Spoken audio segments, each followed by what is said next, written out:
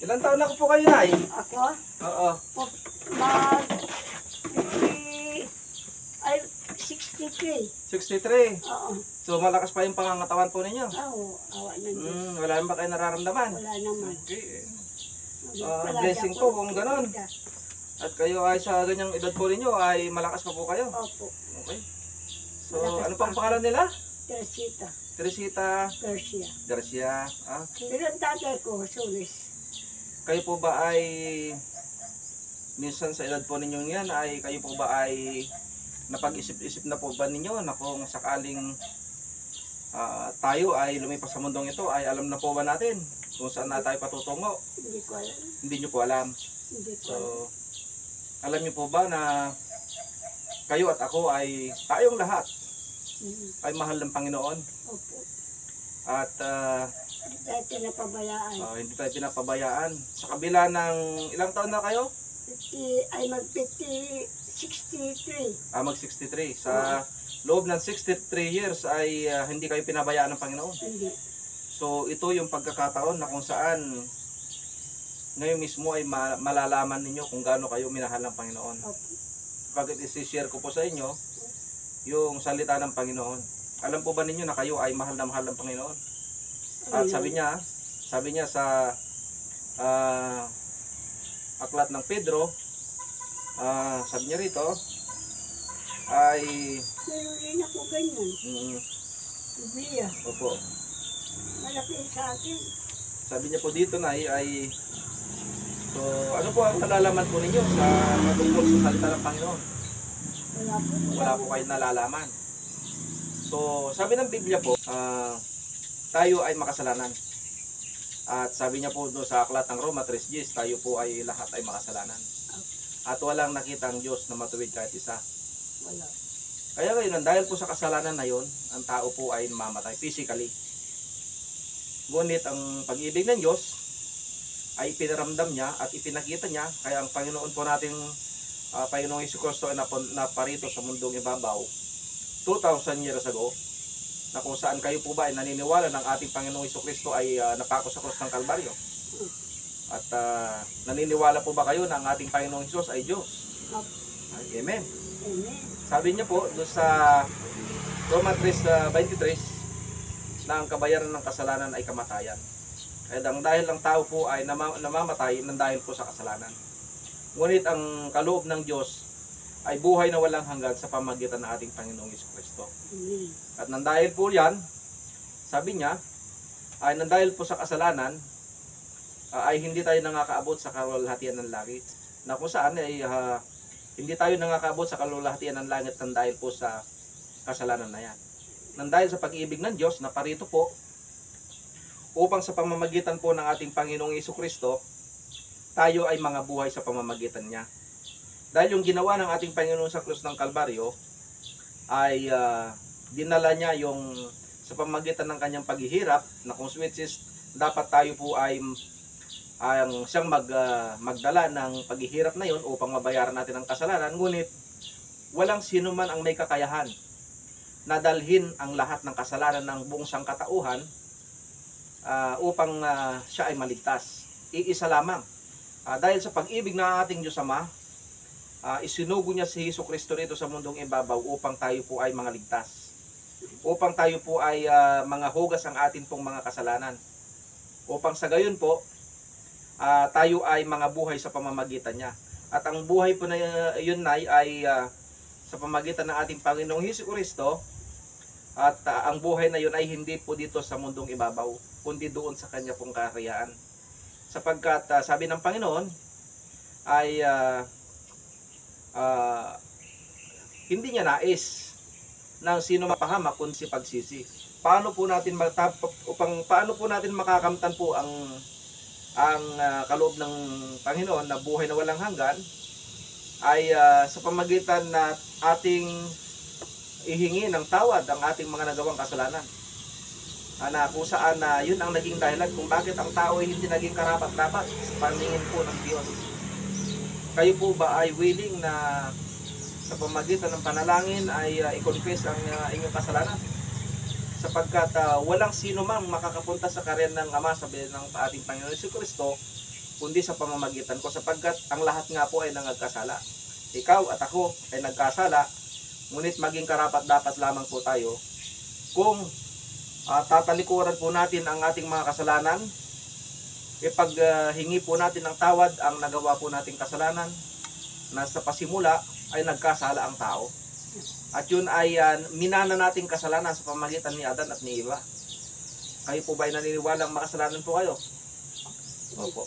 Na, nagkasala po tayo lahat. Kaya nga po, yun ang dahilan kung bakit po ang ating Panginoon ay naparito sa mundong ibabaw. Kaya nga po, kayo po ba ay nakahandang ihingi ng tawad ang mga bagay na nagawa po nating mga kasalanan? At kayo po ba ay handang tanggapin ng ating Panginoong Jesucristo bilang inyo pong Diyos at tagapagligtas? Kayo po ba ay willing na tanggapin ng taos-puso ang ating Panginoong Jesucristo? Ngayon nyo po pa lang po ba narinig ang mga ganitong salita? Nay? Ngayon pa lang po? Amen. So, ito po ang pinaka Ano po kayo, Bernadette? nasa ano po ako, Nay? Nasa Bible Baptist po ako. Baptist kayo? Opo. So, isang pagpapala po at isang blessing po sa inyong buhay, sapagkat sa araw pong ito, sa within 66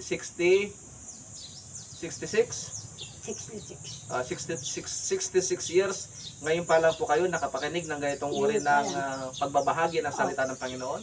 Opo. Alam niyo po ba, nasabi ng banal na kasulatan na walang ibinigay sa silong ng langit na sukat nating ikaliligtas, sa silong ng langit para sa ating ikaliligtas, kundi ang ating Panginoong Jesucristo lamang. Sapagkat ang salita po ng Panginoon na ito ay buhay na salita ng Panginoon. Ito ay buhay na salita ng Panginoon na magdadala po sa atin sa tuwid na daan, sa banal na daan para sa kaariyan ng Panginoon. Sapagkat sabi ng Biblia, ang pakikinig at pangangaral ng salita ng Panginoon ay doon tayo nagkakaroon ng pananampalataya. Ngayon po, dahil kayo po ay nakapakinig ngayon, ay mayroon na po kayong kaunting nalalaman na kayo po pala ay mahal po ng Panginoon, di po ba? Amen. At kayo po ay tinubos na pala ng Panginoon ang inyong pong mga kasalanan. At ngayon ay nakahanda po ba kayong tanggapin ang ating Panginoong Jesucristo bilang inyong Diyos at tagapagligtas? Amen. Sapagkat sabi ng Panginoon po, Nay, gayon na lamang ang pag-ibig ng Diyos. Sabi niya sa aklat ng 3:16 ng Juan, na gayon na lang ang pag-ibig ng Diyos sa sangkatauhan, kahit ibinigay niya ang kanyang bugtong na anak. Sino pong bugtong na anak na ito? Ang ating Panginoong Jesucristo. Na sino mang sumampalataya, sabi ng banal na kasulatan, ay hindi na mapapahamak. Ano po yung kapahamakan na yan, Nay? Yung kasalukuyang buhay natin at saka yung hinaharap na buhay. Na kung saan ay hindi nais ng Diyos na habang tayo nabubuhay sa mundong ibabaw na ito, ay hindi niya nais na tayo ay mapahamak. Hanggang sa paparating na sa hinaharap na ating susunod na buhay, hindi niya nais ng tao ay mapahamak sa apoy ng impyerno, kung saan ito sinasabi niya ng Biblia ay ang pangalawang kamatayan. At hindi nais po ng Diyos yun na kayo o ako ay maghirap doon sa apoy ng paghihirap. Na ang lahat po ang nais ng Panginoon, na ang lahat po ay kayo ay makarating sa kaharian ng langit. At yung paghihirap po ninyo dito sa lupa, ang paghihirap po natin dito ay may hangganan po yan. Sa pamamagitan po ng pananampalataya ay ito yung nagdadala sa atin na kung saan paano tayo magtiyaga, magtiis sa panahong darating na kung saan tayo ay kukunin ng Panginoon. At sa pamamagitan ng pagtitiis sa pamamagitan ng ating pananampalataya, tayo po ay nakahanda sa anumang oras na kung ang ating buhay ay bawiin na ng Panginoon. Umaaring mawala ang ating buhay sa hindi na ating inaasahan, na ang pinakamahalagang bagay sa buhay po natin, na kaya hindi man po natin nakamtan ang mga bagay na mayroon tayo sa mundong ito, Nay, ay mahalaga mayroon tayong pong pananampalataya. Na ang pananampalataya po, Nay, ang magdadala po sa atin sa buhay na walang hanggan. Sapagkat sabi po ng banal na kasulatan, imposible sa isang tao na mapaglingkuran niya ang Diyos nang wala siyang pananampalataya, di po ba? Kung, for example, Nay, maaari ba kitang paglingkuran kung hindi naman kinakalat ka mag-anak, di po ba? Maaari ba akong tumira sa bahay mo kung hindi mo naman ako anak? Ngunit kung Sabi ng Panginoon, na ang sino mang magsitanggap sa Kanya, ay ibinibigay niya ang kapangyarihang maging anak ng Diyos.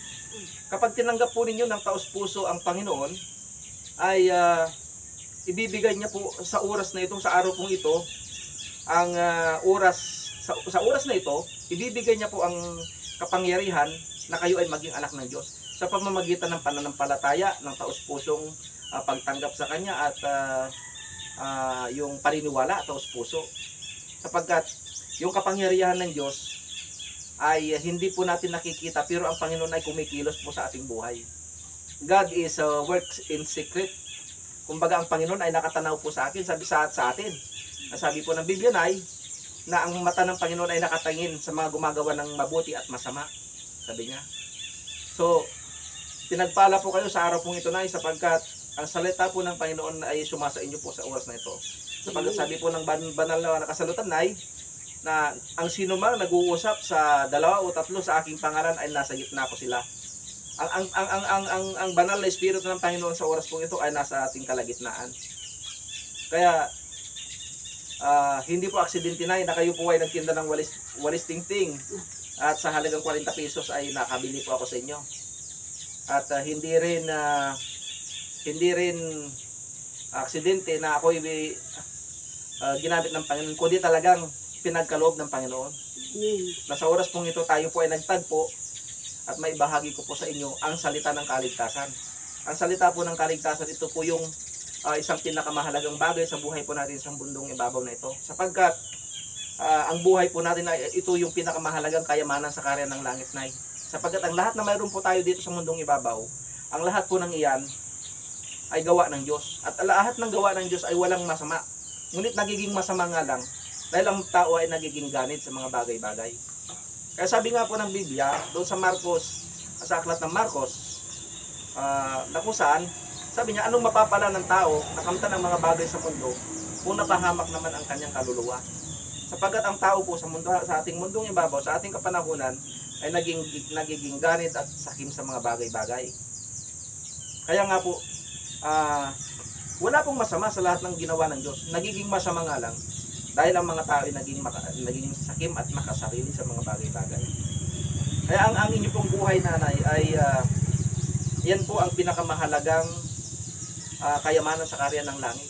Kaya sabi ng Panginoon, mag-impok kayo ng kayamanan sa langit. Hindi niya sinabi na yung mga literal na bagay na yan.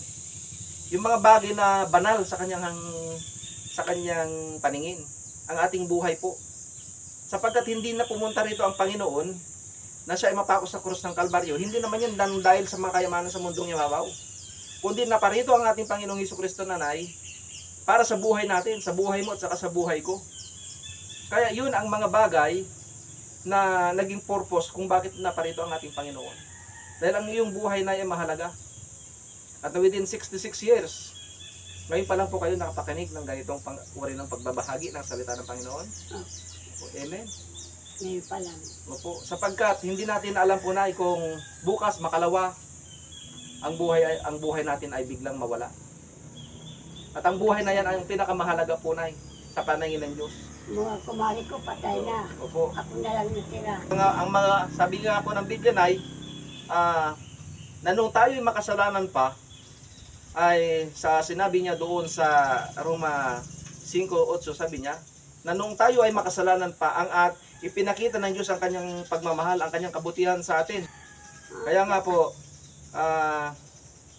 nung sabi nga po ng Biblia na nung tayo ay makasalanan pa, ay ipinakita ng Diyos. Ipinaramdam niya.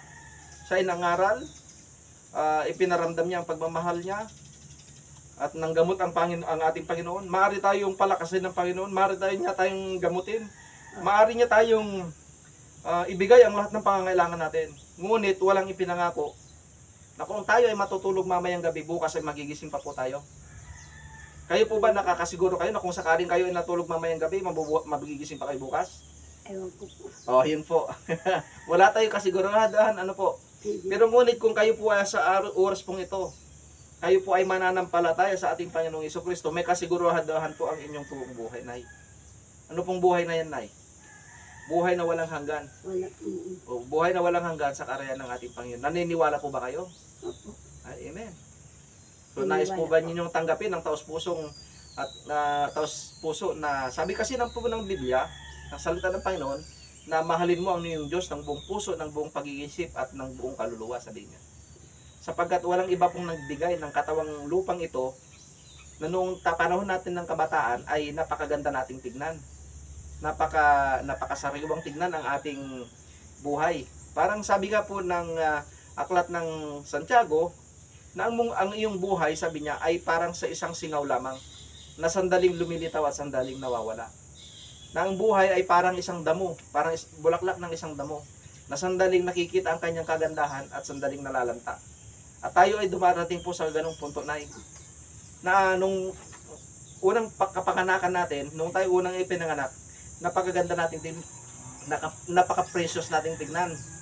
Ang sarap nating laruin ng ating mga lolo't lola at mga magulang.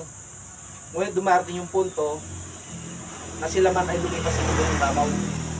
At darating din tayong lahat doon na tayong lahat ay lilipas sa mundong ibabaw. Ngunit dito lamang tayo lilipas, Nay. Ngunit kung mayroon tayong Diyos sa ating pong buhay, hindi po mawawala ang ating buhay. Kasi ang buhay po, Nay, ay dalawang bagay lang ang patutungan natin. Ang langit o ang impyerno. Ganun ang kalagayan ng tao. Na sa mga ayaw sumampalataya sa ating Panginoong Hesus Kristo, sabi ng Biblia sa Juan 3:33, na ang sino mang nampalataya sa anak ay makikita niya ang buhay. Ano pong buhay na yun? Ang buhay na walang hangganay. At ang sino mang hindi manampalataya, sabi niya, ay hindi niya makikita ang buhay, bagkos ay mananatili sa kanya ang puot ng Diyos. Ano po ang nais po ninyo doon, ay ang pag-ibig ng Diyos o ang puot ng Diyos? Amen. Siyempre po, ayaw po natin na manatili ang puot ng Diyos po sa atin, sapagkat siya po ang may lalang ng lahat ng bagay.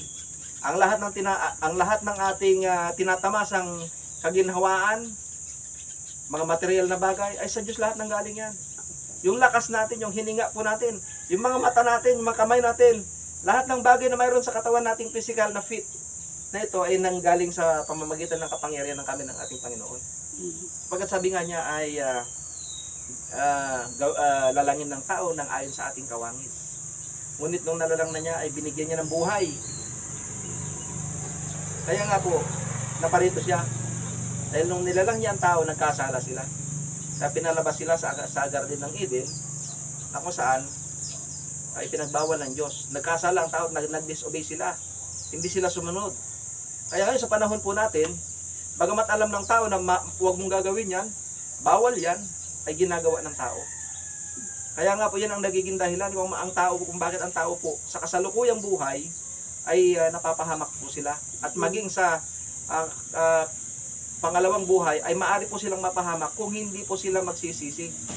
Pag ang tao po ay hindi nagsisi sa kanyang pong mga kasalanan, ay hindi niya po kakamtan ang kaharian ng langit. Sabi nga niya, ang mga mamamatay, ang mga magnanakaw, ang mga sinungaling, basta't lahat ng uri ng kasalanan, sabi ng Biblia ay hindi nila kakamtan ang kaharian ng langit.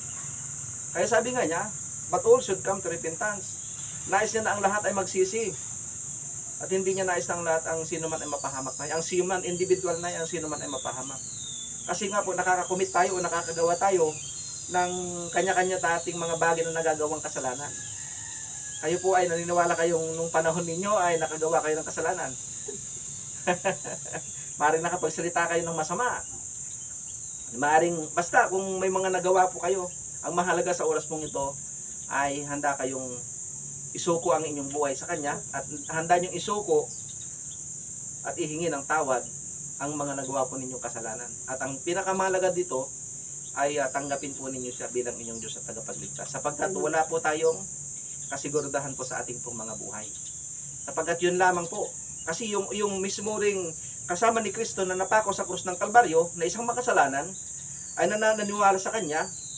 At sabi ng isang makasalanan na yun, sabi niya, Panginoon, sabi niya, Panginoon, pag ikaw ay nasa iyong kaharian na, ay isama mo ako. Sabi mismo ng ating Panginoon, ngayon din ay isasama kita, sabi niya. Kaya kayo po ngayon, Nay, ay sa oras pong ito, kung kayo ay tatawag sa ating Panginoong Jesucristo at tatanggapin siya bilang inyong Diyos at tagapagligtas, ibibigay niya ang kapangyarihan po sa inyo bilang kanyang maging anak. At pag dumating po yung punto na binawi na ng Panginoon at ang buhay na ipinagkaloob niya sa atin, ay nakahanda na po tayo. Na kung saan sabi nga niya bro, nasabi niya po ay kung minsang mamamatay at ang kasunod ay ang paghuhukom, sabi niya po nay. Lahat na kapag tayo ay namatay dito sa mundong ibabaw, tayo po ay haharap sa kanya at walang sino man na makakaiwas sa kanyang paghuhukom. Sapagkat ang lahat ng mga bagay na ginagawa natin ay walang natatago sa paningin ng ating Panginoon. Lahat po tayo ay haharap po sa Kanya. Kaya isang pagpapalang sa oras pong ito ay hindi aksidente, kundi ninais talaga ng Panginoon na kayo sa oras na ito ay marinig po ninyo ang salita ng Panginoon upang kamtan po ninyo na ang buhay na walang hanggan. Sapagkat ang kaligtasan po na ay hindi basihan dito kung mayaman ka o mahirap ako, o mayaman ako mahirap ka. Hindi yun ang basihan ng Panginoon na kung mayaman ako lang may karapatang maligtas. Hindi po ganun na. Ang basihan po ng Panginoon, sabi nga niya, that whosoever shall call upon the name of the Lord shall be saved, sabi niya. Nang sinong magsisipagtawag sa pangalan ng Diyos ay maliligtas kung tayo ay susunod kung ano yung kalooban ng ating Panginoon. Hindi po basihan na kung mahirap po tayo, mayaman tayo sa mundong ibabaw. Hindi porque kung ikaw ay mayaman, ay ikaw lang ang may karapatang maligtas. Hindi po. Hindi ibig sabihin kung ikaw ay maganda, ako naman ay hindi kagandahan, ay ikaw na maganda, ikaw lang ay tunay na pinagpala. Hindi po. At kung nasa iyo lahat ng mga material na bagay at sa akin ay salat ako sa mga material na bagay, ay tunay na ako ay pinagpala. Hindi po. Sapagkat sa panahon natin ngayon, ang akala po ng karamihan, na kapag nasa kanila na ang mga material na bagay, sila ay tunay na pinagpala. Kasi nga po, sabi nga po ng Biblia, anong mapapanan ng tao na kamtan ng mga bagay sa mundong ito kung napahamak naman ang kanyang kaluluwa? Ngunit ikaw na hindi mo nakamtan ang mga kayamanan o mga material na bagay sa mundong ibabaw na ito, kung mayroon kang tunay na Diyos, sinasampalatayanan, hindi mo man nakamtan ang mga material na bagay sa mundong ito, may pangako po ang Diyos sa atin, nay. At ito ang sabi ng Panginoon. Ito ang sabi ng Panginoon po sa atin.